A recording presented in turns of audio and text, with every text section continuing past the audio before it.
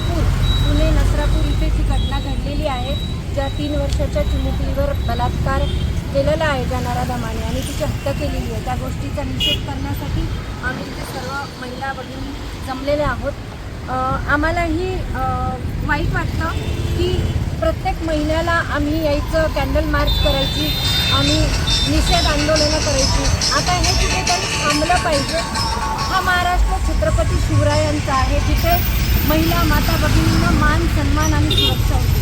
मात्र आज महाराष्ट्राची अवस्था ही अतिशय बिकट झालेली आहे आणि आज इथे माता भगिनींची इज्जतीचे धिंडवडे हे वेशीला टांगण्यात येत आहेत आणि आमचं गृहमंत्रालय काहीच करत नाही आणि निमूटपणे आपण या घटनांना पाहत राहतो, कॅन्डल मार्च करतो आणि परत विसर पडतो आणि परत पुढच्या महिन्यात कोणत्या तरी जिल्ह्यात, कोणत्या तरी गावात, कोणत्या तरी वस्तीत परत एखाद्या आपल्या चिमुकलीवर अत्याचार होतो आणि परत हे चक्र असंच चालू राहते।